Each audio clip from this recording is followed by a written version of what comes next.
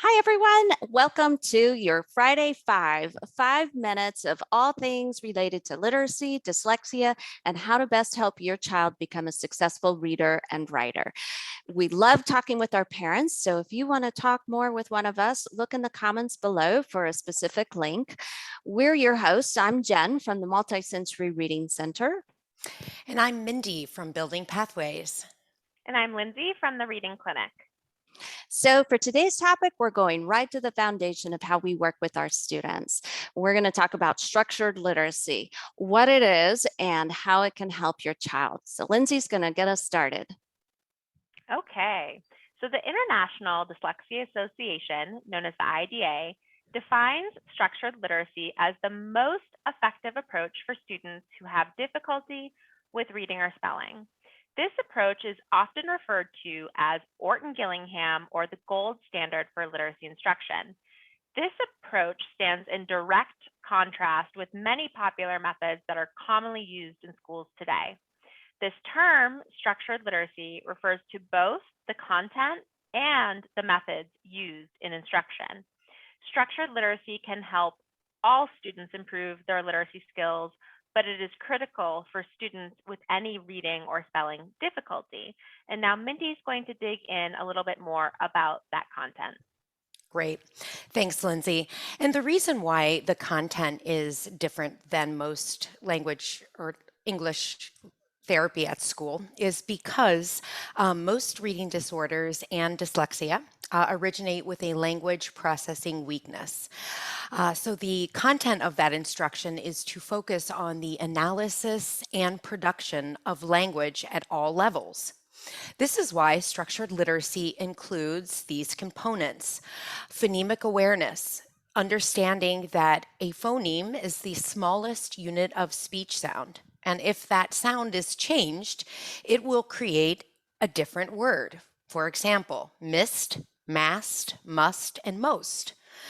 Another component of structured literacy is letter sound, connecting the symbol, letter B, to the sound B, that connection.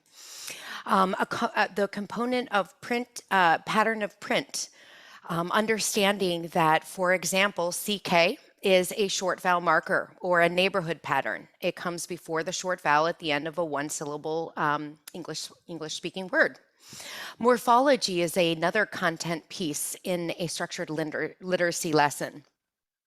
Understanding that in English, our sounds have meaning. The word jogged, duh makes that duh sound makes the word past tense. Syntax is understanding that the order of words in a sentence is important to convey meaning. And semantics, which is the aspect of language that is concerned with meaning. Meaning is conveyed by single words, phrases, and sentences.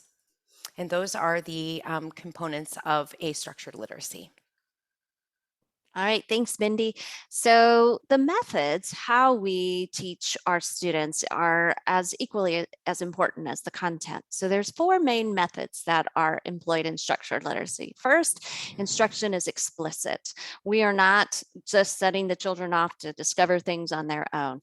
We're directly teaching them concepts, engaging them with lots of questions, and helping them to own their own learning.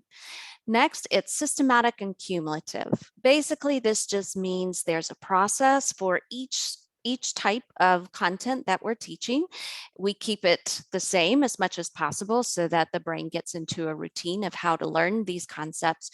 And it's cumulative, meaning we go from the basics to the more advanced patterns as students master concepts along the way.